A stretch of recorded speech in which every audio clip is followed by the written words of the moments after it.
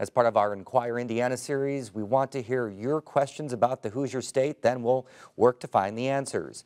We recently got a question about Indiana's railroads. My colleague Lindsay Wright joins us now. Lindsay, what did you find out? Joe, Indiana has thousands of miles of railroads, and at one time they crisscrossed the state carrying every type of commodity you could imagine, including people. The railroads are credited with bringing a lot of our ancestors to the state in the mid-1800s, but now the heyday of railroads is long behind us. Viewer Scott Shackelford wanted to know what happened. You're looking at the Salem, Indiana courthouse. Well, a model of it anyway. And the year is 1960. Well, the layout depicts Washington County, Indiana, and the portion that the Monon Railroad ran through in 1960. We're standing in front of Salem. The rail that later became known as the Monon Railroad got its start in Salem in the 1840s. This is what the train depot looks like today. A museum full of Monon artifacts and a model that brings Salem, surrounding communities, and the train itself to life. The Monon was a completely Indiana railroad. It ran the length of the state from New Albany to Michigan City, with departures out of New Albany to go to Louisville and to go to Chicago. The Monon reached Bloomington in 1853, following the route of what's now known as the Beeline Trail.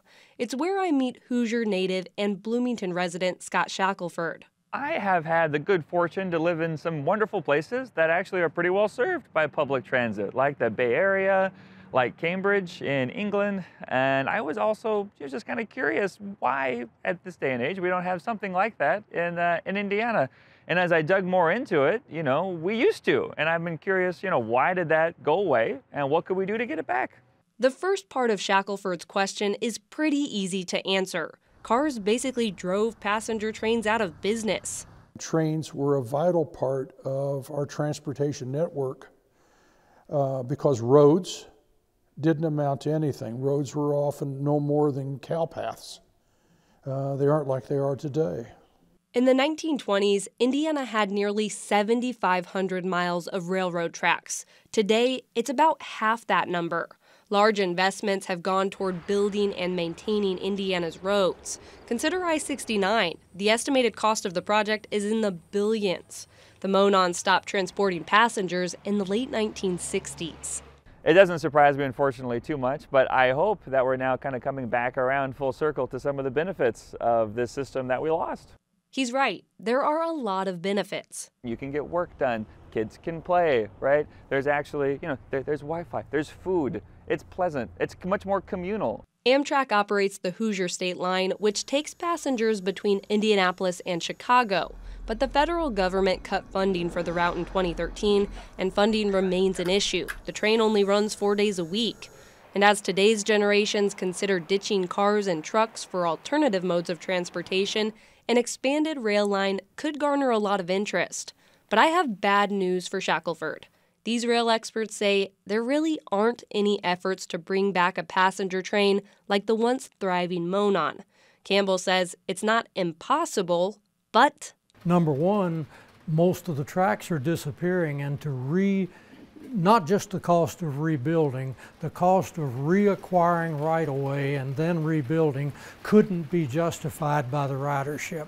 So now, where IU students and Bloomington residents once loaded into passenger cars, we see walkers, bikers, and runners. Shackelford says that's nice too, but he wishes the state would have done more to preserve what he considers an important part of Indiana's heritage. For Indiana Newsdesk, I'm Lindsay Wright.